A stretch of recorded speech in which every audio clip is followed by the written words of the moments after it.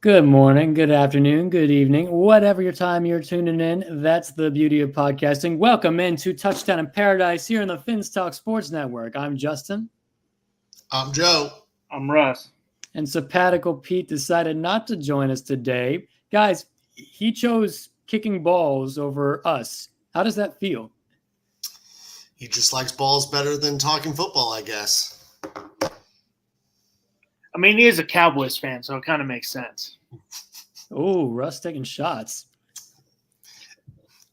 I mean, how un-American. He chose the other football, playing soccer, over this American football. I guess we'll have to forgive him this time, but, Sabbatical Pete earned his name last year for a reason. Let's hope it's not a trend.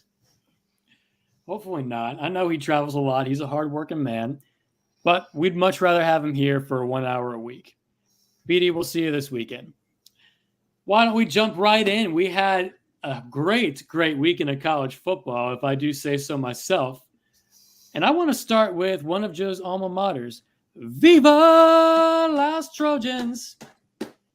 USC gets a thrilling week one upset over LSU in Sin City. Miller Moss, 378 yards through the air, 1 touchdown. Joquavius Marks, 68 yards on the ground and 2 touchdowns.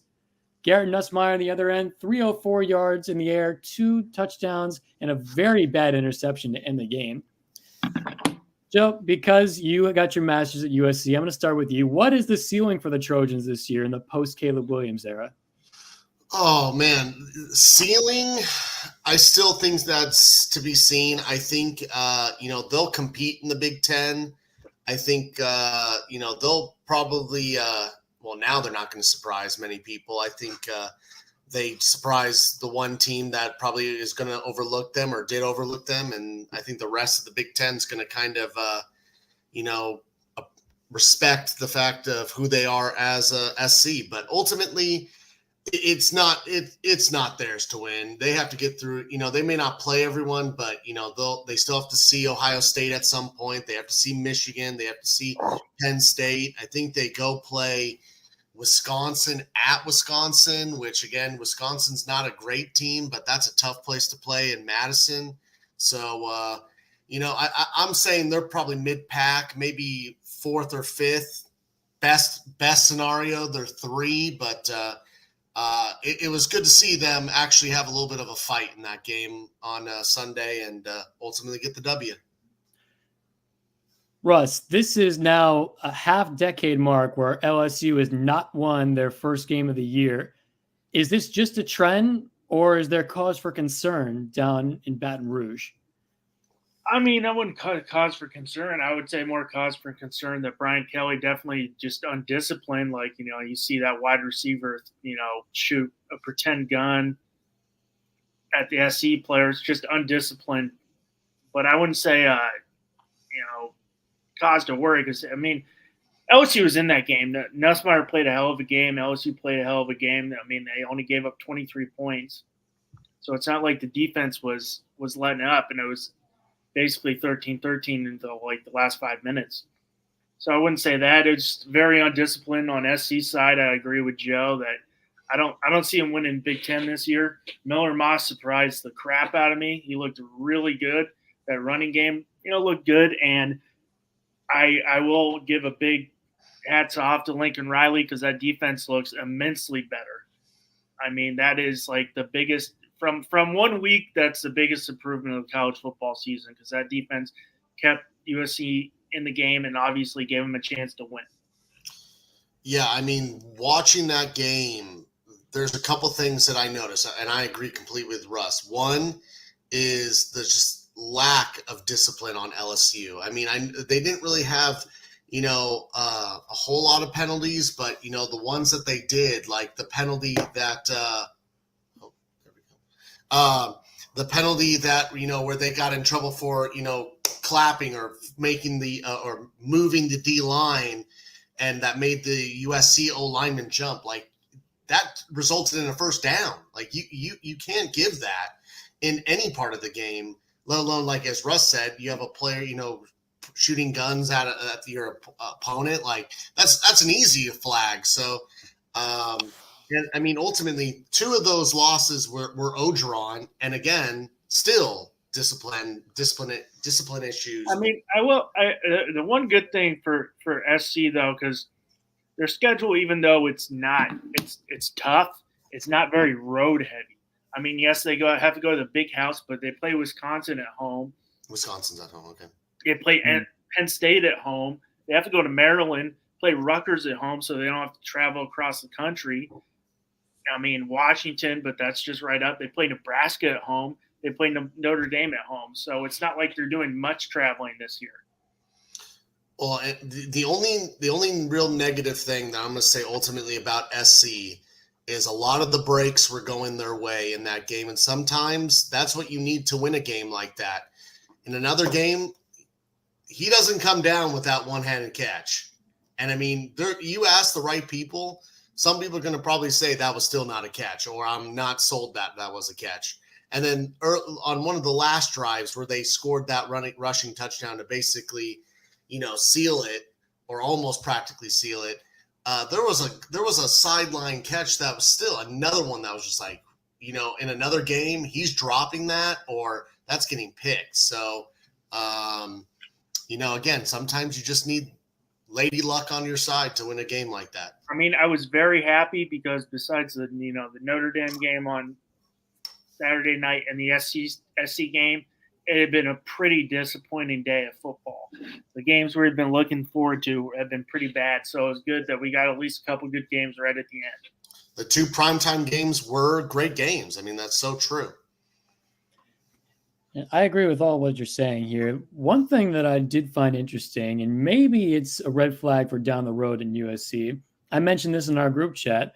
Right before the half, Lincoln Riley got a penalty to go his way, and he's right there in the red zone with about 8 to 10 seconds on the clock.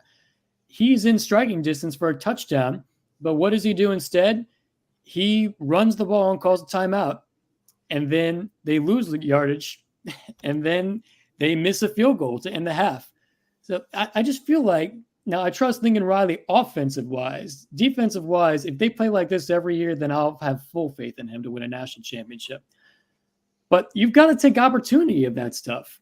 We saw what happened years ago in the Jaguars-Patriots game in the AFC Championship when Blake Bortles spiked the ball based on the coach's call right before the half. I mean, and that ultimately caused a difference in the game result. Had they gone for another touchdown, they may have went to the Super Bowl. Justin, let's use a Lincoln Riley actual experience, because I was at the Rose Bowl when he was the coach at the University of Oklahoma against Georgia, and they're up at the half, and instead of him giving the ball to his Heisman winner, he tries to run the clock. They end up losing. I mean, you can't play conservative, even if you're winning by 2 touchdowns. You just got to try to step on the throat. He wasn't even winning by 2 touchdowns at that point, which is wild. At least take one shot because they had 9 seconds on the clock. Well, and that's the other thing. His time management at certain times was atrocious. I mean, I think it was, he had just got the penalty or it was the play right before. He let easily 25 minutes run off the clock before the offense ran the ball. And I thought he's all about tempo. So it's like, and he had 3 timeouts, if I recall correctly. So it's like, you got to be better on time management. You save 3-5 secones. You're not settling for a field goal. You have another chance to at least throw a fade into the end zone. And if it goes incomplete, then you have a time to kick the field goal instead of you have to basically, you ran out of time almost. You essentially just ran out of time because of poor time management. Last note on this game here, like I said earlier, this is LSU's 5th year in a row of losing week 1, going back to their year where they won the national title, 2020 against Mississippi State at home, 2021 at UCLA at the Rose Bowl, 2022 in New Orleans against FSU when the kicker blew it at the very end, couldn't kick the extra point, and they lost. And then last year, we all remember the debacle that happened in Orlando against Florida State, back-to-back years, and now this.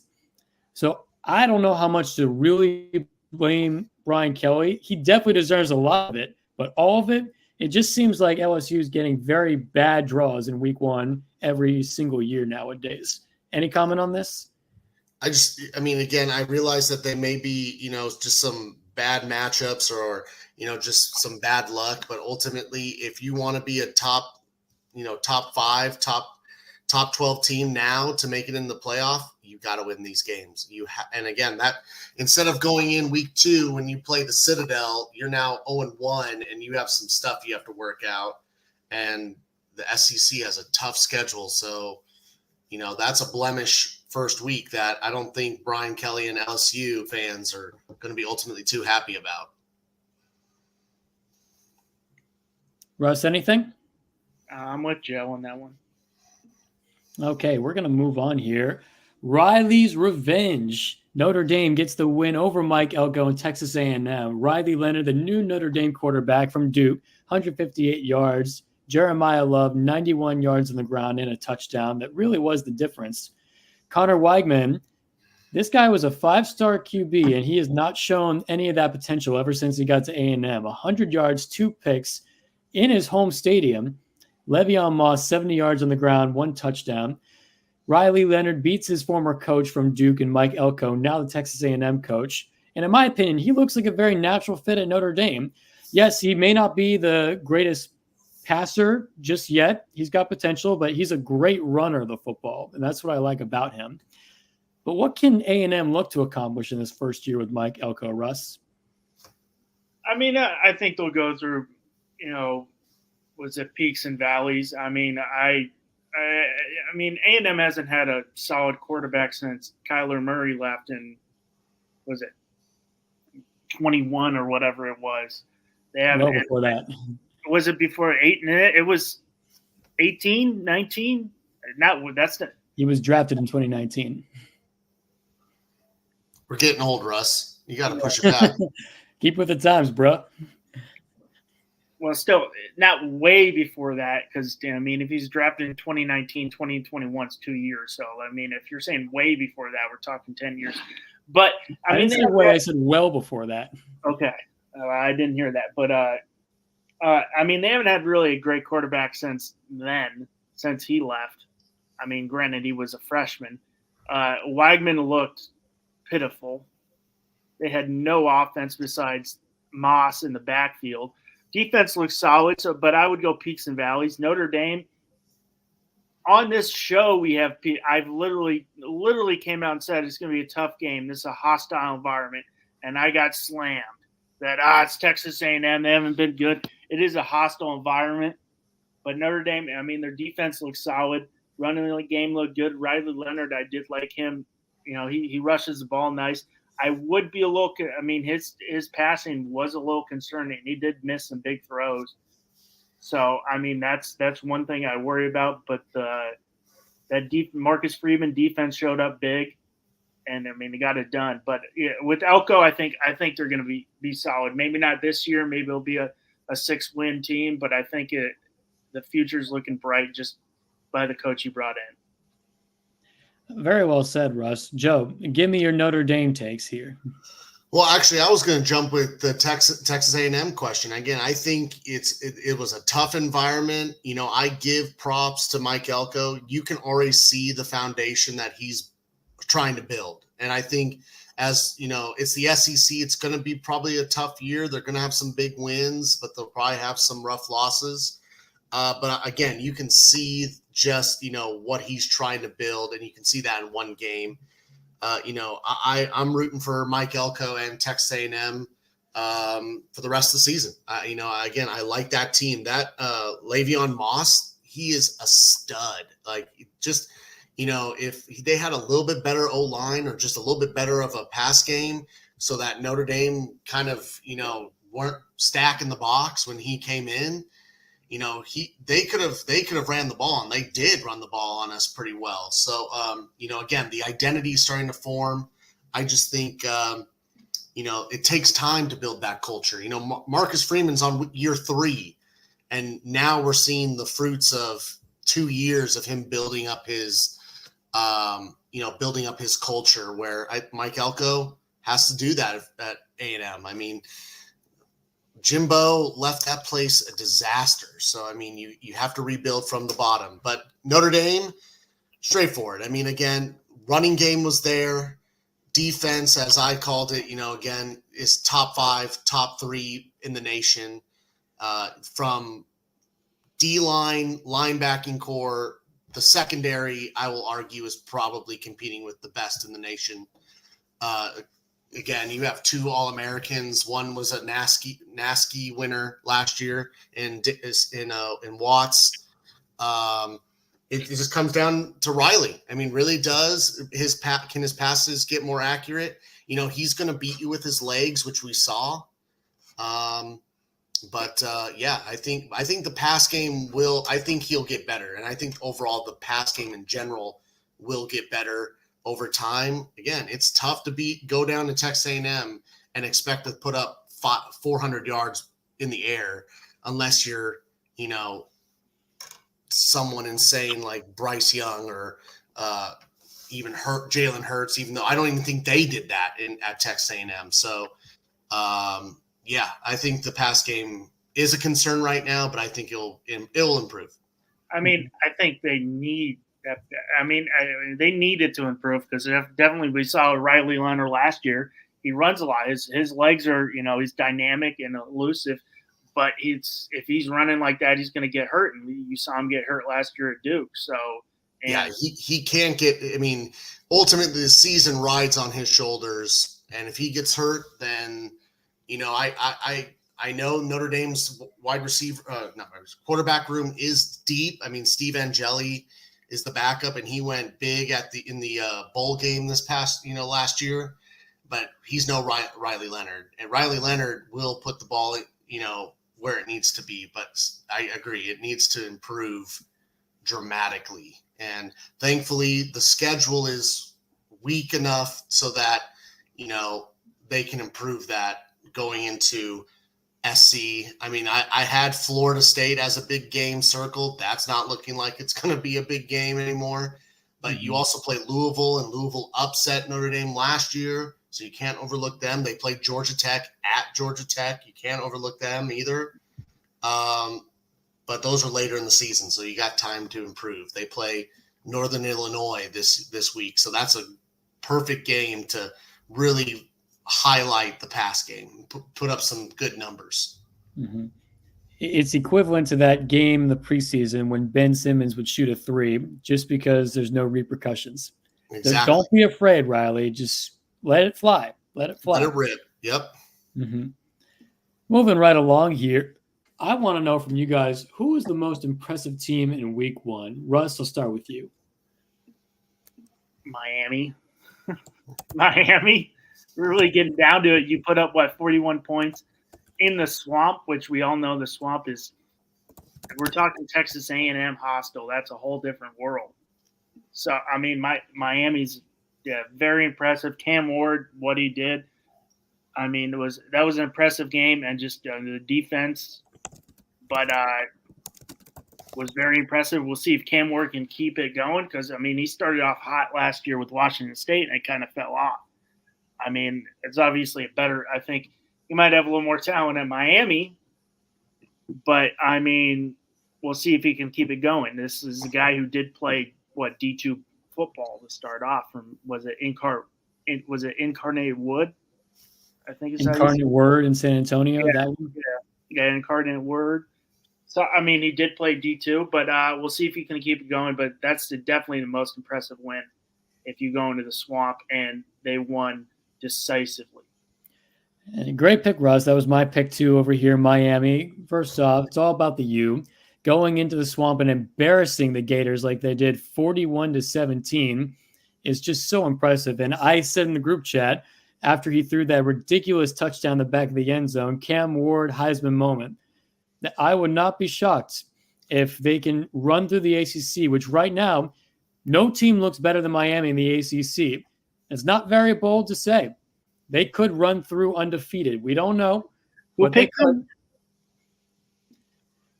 I don't think this FSU game against them later in the year is going to be particularly close at this rate. That you go into the swamp and do that, it's very impressive. Like you said, I've been to the swamp at a late night game, and it is electric. You can't even hear yourself think. Now, this is a daytime game, still very tough. It's not under the lights. Still, Miami, my most impressive team of the week. Joe. Well, I was on board with I'm on board with both of you. I thought Miami was a very impressive team. I thought the way they just dominated that game was impressive. But my pick was SC. I mean, I think everyone kind of wrote them off. I mean, ultimately, if it wasn't for the fact that I went there, I probably would have picked LSU to beat them as well. And I think, you know what, like Russ said, their defense isn't great, but the fact that they were more disciplined and they tackled better is a great step in the right direction for them. And again, when you beat any team, it doesn't matter who's the head coach, but if they're a top 15 rated team and you beat them, even at a neutral site, that says a lot, especially about a program that, you know, some people were already talking about is Riley washed and should they boot him? Kind of like what Texas A&M did to Jimbo. Now, I thought that was a bit excessive, but you know, again, I think that those conversations were starting to happen, and to basically win the way they did, which was gritty and tough, which I feel like SC hasn't been for a while. I thought that was rather impressive. Again, that's why I'm picking SC as most impressive this past weekend. I mean, I'm with that. That's a great pick because, I mean, yeah, it was a neutral site game, but there was times you couldn't hear the announcers because the LSU fans were so loud. I mean, like, yeah, neutral site, but those LSU fans showed out in impressive numbers where you could barely even hear anything because there's so many LSU fans going. So that's a solid pick too, Joe. I would have liked to seen, and maybe I just missed it, like them pan around the stadium just to see what the percentage was. Because, yeah, Russ, I wouldn't have been surprised if it was 60-40 LSU fans there, just because of how loud it did get at times when LSU had the ball or needed to get a big stop. But it did, you know, at times as well, the crowd seemed very pro SC. So I think that's just, in a way, the beauty of Vegas. You know, everyone wants to go to Vegas, and if you can do it to watch your team, you know, why not? That sounds like a great excuse to me. I did have a buddy who went to the game, and the amount of LSU, like, just walking down the street, and they're just, you know, they got their trumpet going, and the amount of LSU people in Vegas was just like, I mean, he's an SC guy, but everywhere he put up like a post or a video, and it would just be a mob of LSU fans. Yeah, well, they're everywhere. They travel really well. I mean, yeah, they're a loyal fan base. But yeah, I had a coworker of mine that went to the game, and I guess like the amount of LSU fans that were staying at the Mandalay Bay was like basically they almost rented out the entire hotel, because everywhere they went there was an LSU band or an LSU like fan group doing like betting somewhere, or, you know, just gathering somewhere. They came out ready to come and win that game, which that must have been a long trip home on Monday. No kidding. The last note on this here, Sabbatical Pete, who's not with us today, said, wait, I have to channel him. Miami looks like an effing tank with Ward, maybe the best team in the country. That's right. F Florida. Go Kings. And I do want to shout out to Cam McCormick, 9th-year college football player, caught a touchdown in that game for Miami. I mean, that's what I'm saying. Like, hey, he's been like, maybe I can go back and play some college football. I'm only 33.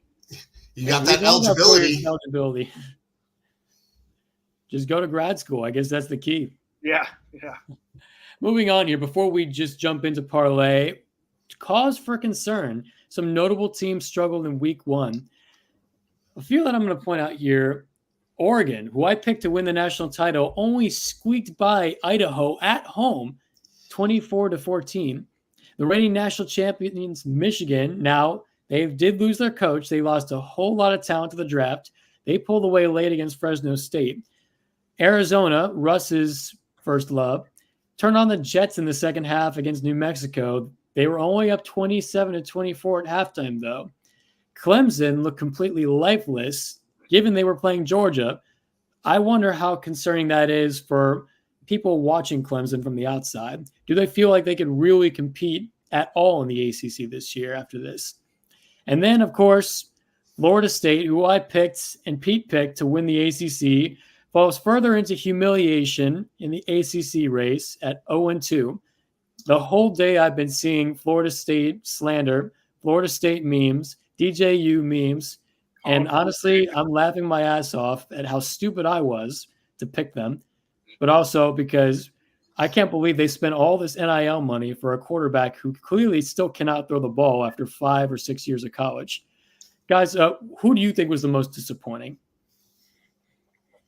I mean, Florida State's the obvious answer, but I mean, after what we saw, they lost to Georgia Tech, and then, I mean, DJ Uiagalelei has looked pitiful. I don't want to ride on this. I think this poor guy's probably getting enough already, so I don't really want to ride on him, but it's not looking good for a guy who's been, 5-6 years in college. But I would say definitely Oregon because, I mean, shoot, they won by 10. This is a national title favorite. You got Dylan Gabriel's who a Heisman favorite, and you beat an Idaho team by 10 points. And Idaho's what? FCS. Yeah, I mean, a low-level FCS, but, I mean, you beat them by 10 points in your back, at your home stadium. So that's I would say that's the most disappointing. The Arizona one, I would say it was a little – I mean, I think the defense is always going to be an issue with Arizona because they can't recruit those big guys as much as, you got SC right there. You got Arizona State. I mean, you're surrounded by teams that Utah even, good defensive teams, Oregon. So I think the defense will probably always be not as good, but that offense is electric. And Noah Fafita, can he get some Heisman love after that performance? And how about the other guy? And McMillan, who I mean, Fafita throws 4 touchdowns. He goes for 10 receptions, 304 yards, and 4 touchdowns. And I watched some of that game because I was flipping back and forth. It was on here late on the East Coast, but I watched, and he literally just made that. He caught the ball, he was gone. I mean, we'll see what they can do because there wasn't a lot of diversity in the other receivers getting it. I think the second guy had 29 yards receiving. The rushing game looks solid, but I think defense will always not be their strength. But Oregon definitely cause for concern. Maybe it was just, hey, we're overlooking Idaho. Mm-hmm. Joe. Yeah, I mean, I agree with, Russ. I think Florida State's the easy one.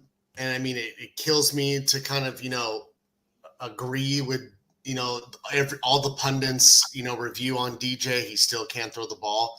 But then, I mean, again, he went to St. John Bosco High School here in LA, and he could sling the ball around. So I don't know what happened between the time he went to Clemson and now. I don't know if it's just now he's just too much in his head or what. He just doesn't have the confidence. He just doesn't have the confidence. So I wasn't going to pick Florida State, and Clemson, they ran into a juggernaut. Until someone actually does beat Georgia, I'm going to say Georgia is going to take it all. Arizona, I think Russ nailed it on the head. I don't need to really jump in on that. Their offense is going to be electric, and their defense will always be their Achilles heel. Michigan, I thought Michigan's is a bit overrated this year. They lose basically their entire team. They lose their head coach. They're putting in, maybe a similar system, but, it's still different. They lost a lot of key leadership. You can't just emulate that over, practice. I think ultimately the most concerning one is Oregon. Were they overlooking Idaho? But why were they overlooking Idaho? They play Boise State next week. Now, foreshadowing, that may be my upset / cover of the week. But, again, if you want to make a run in the 12 team, you have to start now. I mean, yes, you can lose a game or two, but if you It's all about views. It's all about the stats. And if you struggle against an Idaho team, I mean, that doesn't look good. I mean, so ultimately, I think it's a concern, but ultimately, I think Oregon will get correct. I just think it is something to think about, especially if they struggle against Boise State here next week, this coming week. I will throw this out. Obviously, it's not a top 25 team, but Colorado, the offense. The offense has never been a problem. But what they beat North Dakota State, what they ended up beating them by 8. FBS team. I know they're 9-time national champion in the FBS. FCS. My bad. FCS. That defense looked pitiful too, and it wasn't like that quarterback played unbelievable. So yeah, Travis Hunter did. All that talk that Deion's got going. I mean, they're going to be playing much tougher competition in the Big 12 than just North Dakota State. Yeah, I'll just quickly jump in on that, and we can move on. Unless Justin, you have something else that you want to mention. Go ahead, Joe. Go ahead. I think we mentioned it last week, and it was funny because then the pundits at game day mentioned it. You never want to play a team from Dakota with the name Dakota for whatever reason. They are fundamentally sound and they play good football. I think the only reason why Colorado even won that game was because of 2 players, and Justin, you mentioned one of them. And then Russ, I think you mentioned the other. Shedeur and Travis Hunter carried that team. But yeah, they revamped the defense. They bought a bunch of new players again, and that defense still looks awful. So, again, it's only week 1. There's still time to improve. Like I said, like we've said about Notre Dame and Oregon and all these other teams. But that defense going to lose several games. There's 2 teams. There's 2 teams you don't want to play in the Dakotas. That's North Dakota State and South Dakota State. University of North Dakota, go ahead and play. University of South Dakota, you can go ahead and play. They've been okay. But North Dakota State, you go play them. But I'm going to throw this out. Do we think the defense is looking awful because it's just not a good defense? Or is it because this offense just moving too fast? They're scoring so quick. You're not giving the defense enough time. I'm going to throw it to you, Justin and Joe, that they're just not getting enough breathers. And we're seeing their running game's not that strong. They're moving fast. They're scoring quick. Do we think that's why the defense isn't looking too good? Now, that's the problem that UCF used to have, the UCF Fast era under Scott Frost and Josh Heupel especially. The quarterback was scoring so quickly. The running backs were scoring so quickly. The receivers scoring so quickly that the defense was starting to get gassed because they had to be on the field a lot more. And that's going to cause an imbalance, which means an exhausted team come November, December, when the games really, really matter for where you're going to end up in this 12-team playoff.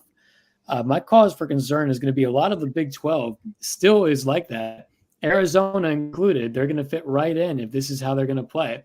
Lots of scoring, very suspect defense. Nowadays, I have different thoughts about UCF because now I see we have a quarterback who cannot throw the ball to save his life in KJ Jefferson, but our running back room is stacked.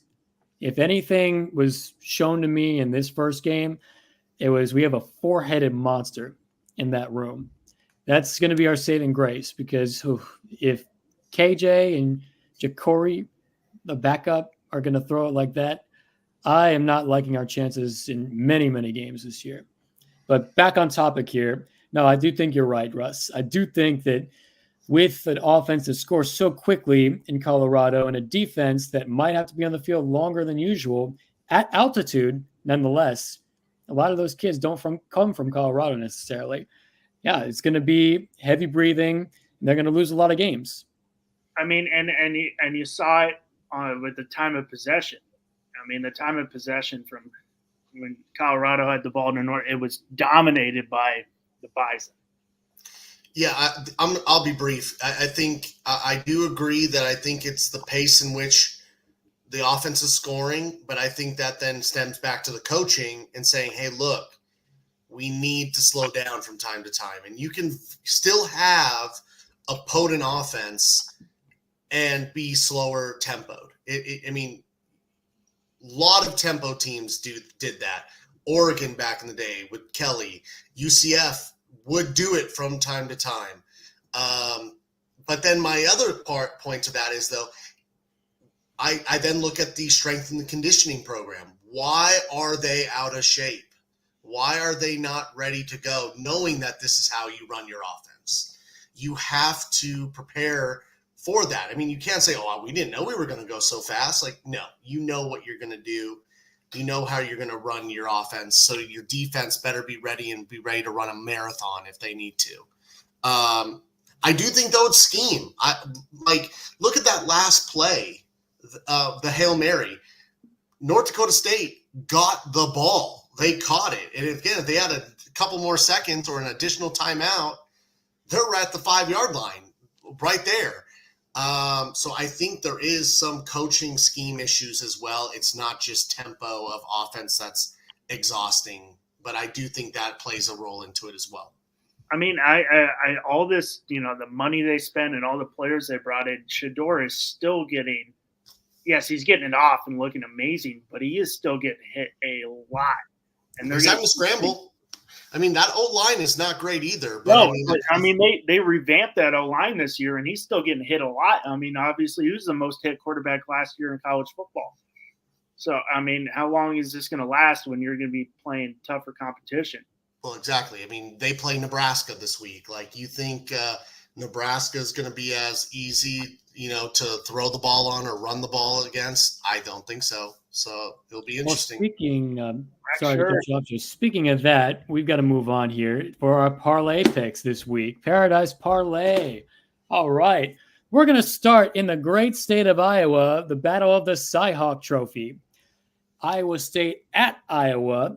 Iowa is favored -2.5, 35.5 over under. Iowa -135 money line, and then Iowa State +114. Starting with Russ. So let's kick it off. I'm going to kick it off hitting the over. All right, we saw Iowa this last week. They put up points now. So I'm going the over. It's going to be over 34.5. I never thought anybody would say that on this show. Yep, let's go. Cade McNamara going to put up some points. Let's go the over. I got Iowa winning, and I got Iowa covering. Well, I'm going to go the opposite just because Kirk Ferentz was not coaching last week, and he is going to be coaching this week as he's back from suspension. So for that reason, I'll pick Iowa with the money line and the spread, but I'm taking the under, Joe. But Kirk Ferentz isn't the offensive coordinator. He is the head coach, though, so he sets the tempo, as we were talking about against Colorado. Yeah, but he wants points. That's why his son's not there anymore. Yeah, I have Iowa covering. I have Iowa money line. And actually, coincidentally, I'm with you, Russ. I have the over. I honestly, they can't be as bad as they were last year. And only, was it 36? 30, 35? 35.5. Yeah. Even if it's a close game, they're definitely getting over 35.5. So I'm taking the over. I love the guy in the crowd who always has the punts sign. Oh, there's a reason why that punter got drafted this past year. So, like, and the guys who show up saying, "I'm just here for the punter." I love it. Kansas at Illinois. KU is a 5.5-point favorite here. Over/under is 55.5. Money line wise, the Jayhawks are a favorite here, -230. Illinois +190. Starting with Joe. Yeah, this one was kind of. I feel like I'm just going to go with the team that I think is ultimately better. I'm taking Kansas to cover. I'm taking Kansas to win, and I'm taking the over. I know Brett Bielema at Illinois is starting to, this is third or fourth year there. Always a stout defense, always a good run game, but I just think Kansas is just a better team. Real quickly, we're going to pause here because even though Pete's not here, he did leave us his parlay picks. He has Iowa covering, he's got the over, and then Iowa money line. Now back to the regularly scheduled programming. Russ. Yeah, I'm with you, Joe. Kansas, I just think, is a better team. than Illinois. So I got them winning. I got them covering, so they're going to win. I've never understood that. I'm like, well, if I call, they're set. It's just me. I'm just shooting here. They're a 5.5 point favorite. I call cover. I'm like, well, if I call them the cover, they're obviously going to win the game. So why do I have to say that? You know, I got them in the money line too. And then, yeah, I'll go the over. Mm-hmm. No, I'm with you guys. I do think Kansas is going to win. It's going to be a tight one. Last year it was in Lawrence. This time it's in Urbana-Champaign.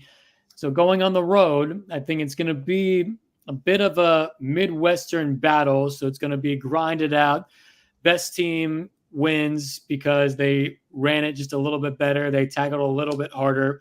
So I think Illinois is going to cover here. I think it'll be a field goal game. KU is going to win. I'll take the under and KU money line.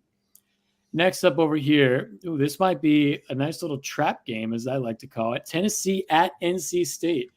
Tennessee's a 7.5 point favorite on the road here. Over-under is 61. Tennessee minus 278 money line. Meanwhile, NC State at home, a plus 225 underdog. You know me. You know I've got a beef with NC State that they never deliver. But their basketball team did prove me wrong a lot this past March Madness. Do I think that they're going to have that magic to beat Tennessee this week? I don't think so, but I don't think they're going to make it easy on Tennessee either.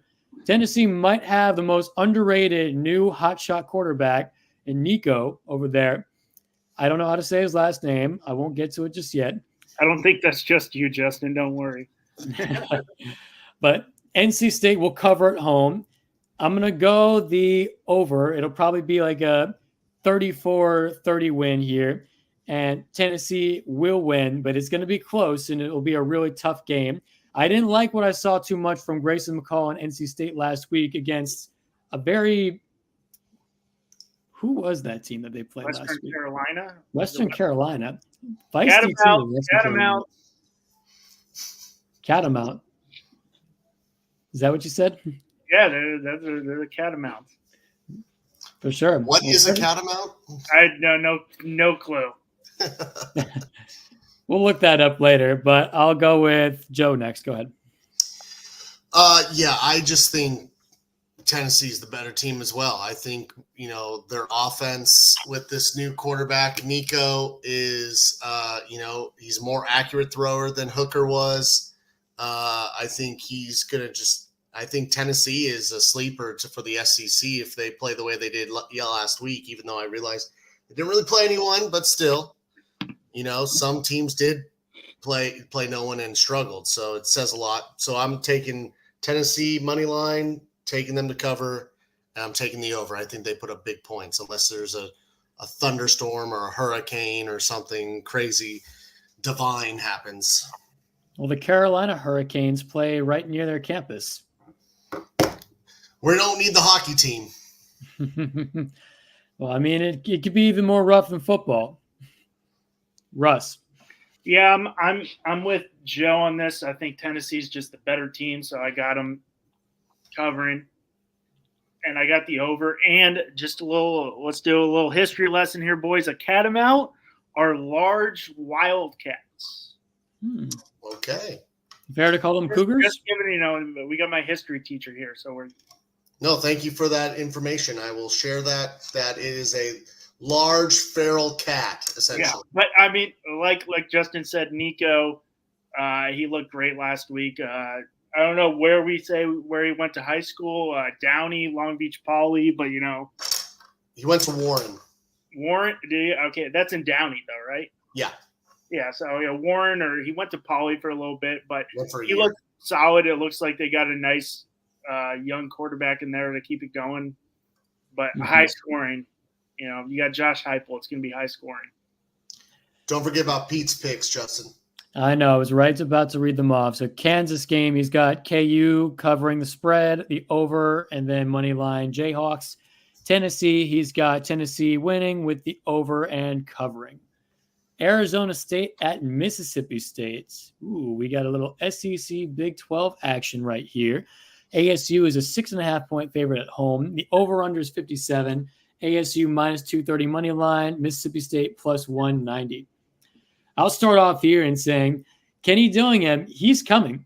He could be the next great young head coach. He's a very, very young, energetic offensive mind who could be like the Sean McVay type deal of college football. He's entering his second year here at Arizona State. They looked pretty good last week. I think this is their big statement, like, welcome to the show, Arizona State.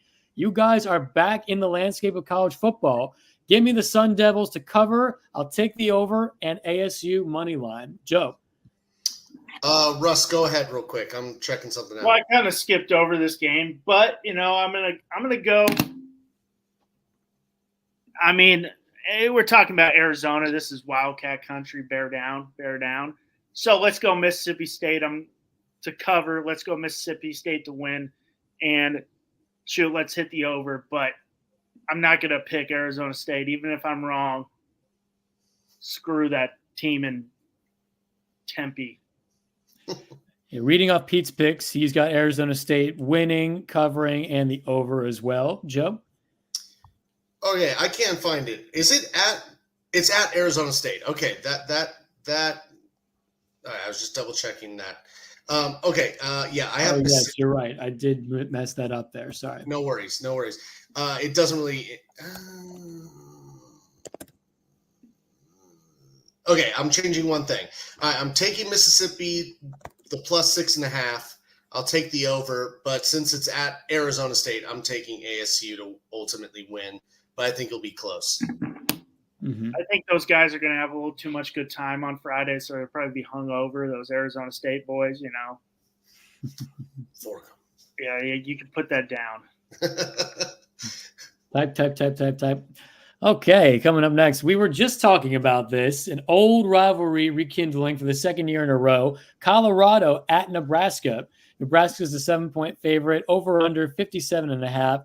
Nebraska minus 265 favorite at home. Colorado comes in at an underdog score of plus 215 money line. Starting with Russ. Well, I'm going to go the big shocker of the whole show is I'm going with the over. I know that's a big shocker for everybody here. I know if you maybe want to hold your heart or something. I'm going Nebraska to win. And I'm going to say whether they got them at 7 will be a 6-point victory, but let's go black shirts. Black shirts. What's the reference there? That's their defense, the black shirt defense back to the Tom Osborne days. Oh, okay. See, you learn something new every day. You picked Nebraska. That was come on, do your research, Justin. I need to do my research. I know about the Fumblerooski, at least. Joe. Yeah, I mean, ultimately, as we kind of already talked about, this one's a pretty straightforward one to me. It's at Nebraska. Nebraska's defense is better. So, again, I think just really the only thing is, like as Russ said, the shocker is I'm taking the over because they'll both put up points. Yeah, I know, shocking. But I think Nebraska ultimately pulls away and puts up some big points. So 7, you could have probably put 10, and I still would have probably 10, 14, and I still probably would have taken Nebraska to cover that. And then obviously Nebraska's going to win regardless. So there we go.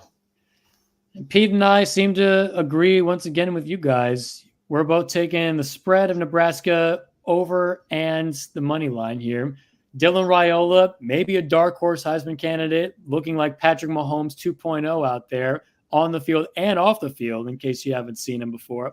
He looks great. And honestly, they're going to be a lot of fun to watch for many years because of him and Matt Rule. Nebraska might be back. Not going to jump ahead here, but that'll be interesting. I think that's and it's nothing against you because you're not the only one who says it, Justin. But I mean, I used to scout baseball, high school and college, and the amount of comps I hear to he reminds me of this great player. I'm like, this is just like a total, the words are coming. I can't really remember. I'm like, people are like, oh, he looks like Patrick Mahomes out there. I'm like, come on. Patrick Mahomes obviously right now looks like one of the greatest quarterbacks, could be the greatest quarterback ever to play football right now. And he's, 6-7 years. So, I mean, like that comp, I don't want to hear it, not because maybe he ends up being better, but that's just something so high to live up. You're giving this kid a Patrick Mahomes comparison after some spring ball games and one game. I'm saying off the field, he's I'm not. dressing like him. Off the field, I see it, but I mean, like, you're not the only one who's. I've heard those comparisons a lot.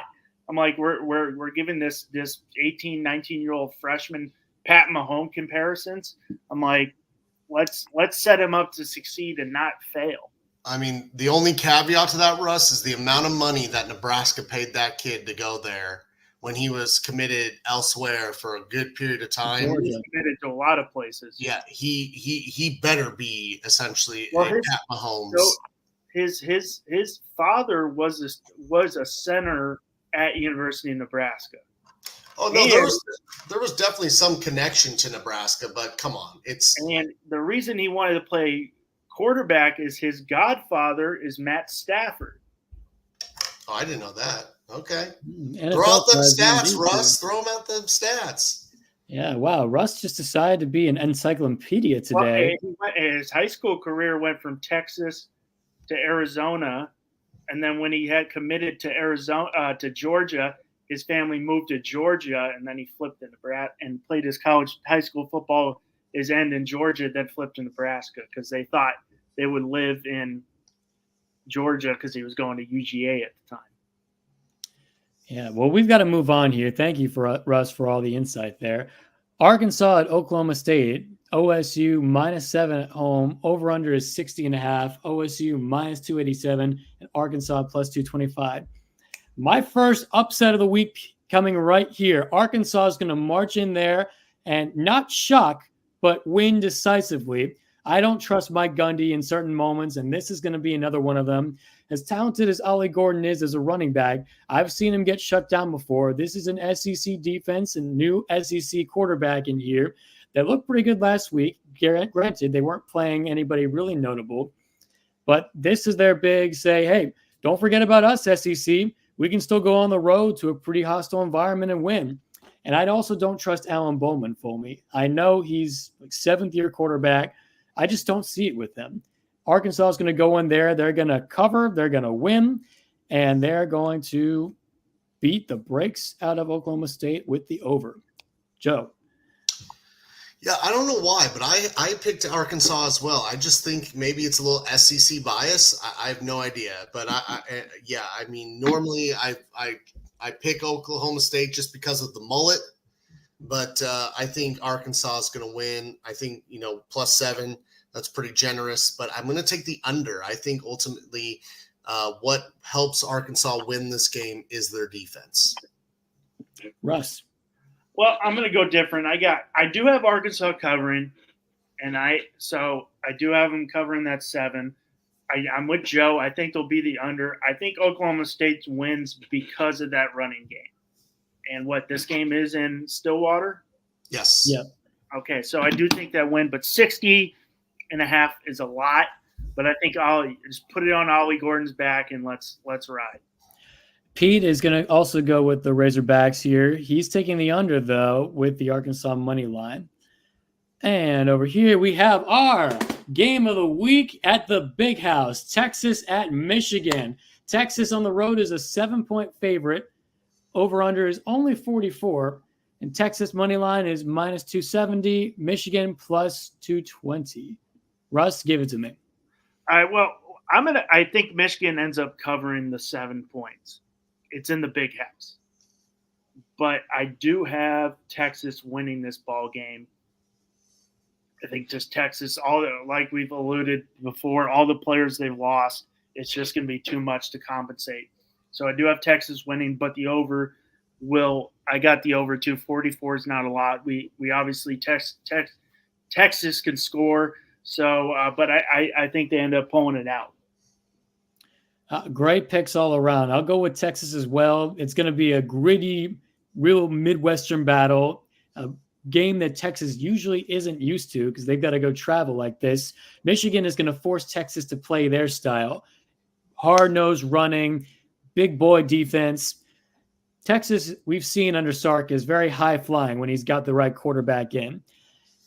I don't know if they're going to be able to do a lot of that because I do think Michigan's got a very strong secondary and run defense So it's just going to come down to who has the ball last and who's got the better kicker. I'm going to take the under here. It'll probably be like a 21-20 game, I think. And at that point, I'll take the Longhorns money line. Joe. See, I think Texas is just going to walk in there and just beat the living crap out of Michigan. I mean, Michigan didn't impress me at all, and I know they do have some good pieces returning, but as we said before, you can't replace losing a defense, a stud quarterback, a running back, wide receiver. You just can't. And Texas is on a mission this year. I just think they walk in there. Their offense is better. Their defense is better, and I just think they just make Michigan their you know what.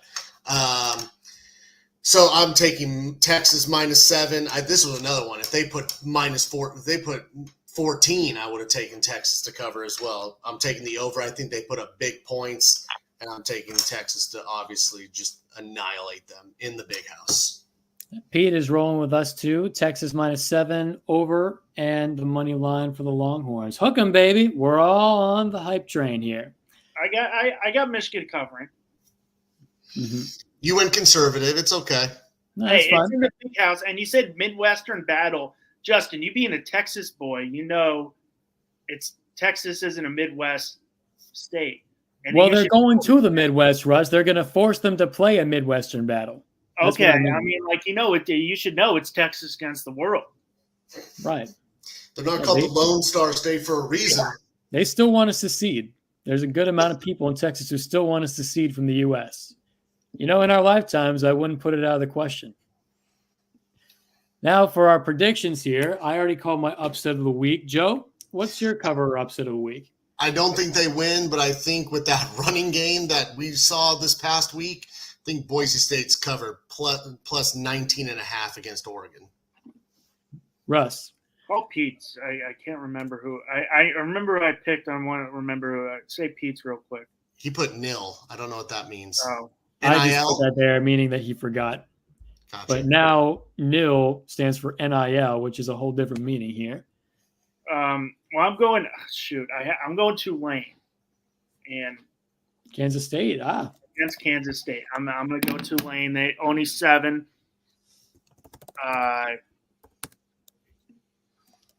Shoot, I just dropped the ball on this one. Sorry, guys, but it's in New Orleans. Mm-hmm. So, yeah, I'm going Tulane. I think they win. Is it in New Orleans? It is. Yes, it is in New Orleans. Yeah. So you think that it's going to be an upset? Yep, that's my pick. I got Tulane. I was that or Baylor, but I think Utah ended up getting that one. So in years past in this show, we've constantly changed our Heisman pick every week. And at a point, we were like, you know what, there's really no point to this. So I decided to shake things up here and just check in on the Heisman race here and get our takes real quick. Well, with Dylan Gabriel being the favorite, he did struggle this week against the FCS opponent, Idaho. I don't trust that he's going to be the favorite at this point. But Quinn Ewers, Carson Beck, Jalen Milroe, all veterans of the game, shined very well this week, albeit against lesser opponents. Sorry, Clemson. Newcomers entering the race, Dylan Raiola and Nico, I'm going to try it, Iamaleava from Tennessee. Any thoughts here on the Heisman race so far? Well, great job pronouncing that. I don't know if it's correct, but it sounds believable. So there we go. We'll take it. Honestly, I think Beck Ewers. I think they're the two front runners right now. But again, it's first week. Really hard to kind of project. As you said, we used to change it every week. I think those two, though, are the very clear front runners. Russ. Yeah, I'm with you. Nico at Tennessee looks solid. Fafita looks solid, but I mean, it's we've had 1 week of majority of football playing, so can't really call anything like that. And besides Georgia playing Clemson, there hasn't been any, big games. And I said last I was like, do I like it? No. And this is why, because I've seen him play for 5 or 6 years now, and I know that there's times where he can come up short. Now, he's still stuffed the stat sheet Oregon didn't look good as a whole. But I wouldn't be surprised down the line if there's a game where it's very winnable and all of a sudden they fall flat. It's just got to be on Dan Lanning to not be one-dimensional like Josh Heupel could get at times at UCF. Now for the temperature check, I wanted to introduce this new little segment here. Who's on the hot seat? Here's my take for the week. The low, Brian Kelly, but just put him on the radar because after yet another week 1 loss, where could LSU go? You know those boosters got a lot of money, those deep pockets to buy them out if things go south very quickly. Getting warm. Mike Norvell, Florida State. They don't look good to start the year. I know they went undefeated last year, but that's the past. We've seen Florida State fans get very rowdy very quickly at their head coach. Just keep an eye on what's going on in Tallahassee. Scorching hot. Billy Napier at Florida. I don't think he makes it through the season at this point. You get embarrassed at home to an in-state rival that you play once in a blue moon like that. You haven't shown any improvement in the last 2-3 years you've been there. Meanwhile, remember, Dan Mullen was there. He went to a New Year's Six Bowl the first 3 years he was at Florida. And then he got fired the last year for when they just didn't look good midway through the year. That's how quickly that Florida can make a change. I'd love to hear your thoughts on my 3 here. Well, I mean, that's a good 3. I think Norvell probably got him a little grace because of last year. Kelly, I mean, I don't see that happening. I mean, you only lost by 10 to SC, so that's an SC's a ranked opponent. Napier, I mean, I don't know. Napier struggles opening water bottles, so I don't know if he could deal with an SEC competition. I'm going to throw another name out. What about Dabo Swinney? I would think he's getting warm. No, that's a really good pick, Russ. Yeah. Yeah. I think Brian Kelly, I think his seat is a little bit warm, but that's more just because the fan base is pretty fanatical and losing to really anyone that's outside of the SEC, I would say is pretty unacceptable to them. And they've done it, as we talked about earlier, 5 years in a row, first week losses. I think Mike Norvell's a bit forgiven. If they continue to lose and lose in the fashion that they do, I think he might be getting on a hot seat, but I think he eventually benches DJ and just starts a rebuild. And I think the fan base will forgive him for that. And then, I agree with Dabo. I definitely think, especially depending on, how they, play the next couple of weeks. If that offense looks pretty basic as it did against Georgia, he may be collecting unemployment at some point. And I agree with you, Justin. Billy Napier, if he makes it to the end of the season, he went on a massive winning streak. I think that's the only thing that saves him, and I think that may not even save him at the end of the year. He's got one lifeline left, in my opinion, and that's DJ Lagway. I hope Graham Mertz is okay. By the way, I also hope Max Johnson is okay, the UNC quarterback who broke his leg. Graham Mertz took a very big hit when he threw a pick this week against Miami, and who knows how long he's going to be out. DJ Lagway, you see the potential there. He was the top-ranked recruit, and the one sliver of hope I feel like they have to win some games in the SEC this year is how quickly he can mature and grow. And if he does quickly, then they might have a chance to retain his job and maybe become bowl eligible. I'm not going to put my expectations so high for the Gators this year. But if there's that little sliver of hope for him, it's DJ Lagway. I would say if Colorado has a good year, which I don't think any of us really see them winning more than 6 games this year, that noise for Mike Norvell would be very loud with Dion being a Florida guy and being a Florida State alum. So, but I mean, I don't think that will happen because I don't see them. I see a lot of games they can lose this year after the way I saw them play against North Dakota State. But if some way he rattles off 8 wins and Florida State is still playing this poor, I could see that crowd getting loud for Dion. Great takes, guys. We're going to wrap it up here with our cheers for the week. And I want to go in reverse order here, starting with Pete. Cheers to Marcus Freeman. Dude is an effing gamer. Huge road win. Players want to play for him. Genuine. Has program on the rise. Also, F. Saban. Let's go. So spot on. I mean, it's like I wasn't even looking. I thought it was Pete. You know, at one point in life, I was an impressionist. I do work on impressions all the time. Joe, go ahead. So it's not so much of a cheer. It's just such a funny story that I ultimately hope it happens. Cheers to finding that FSU fan that tweeted that he would eat dog poop with a spoon out of a cup if they lost to BC. I guess apparently he deleted his Twitter and like has gotten off social media entirely.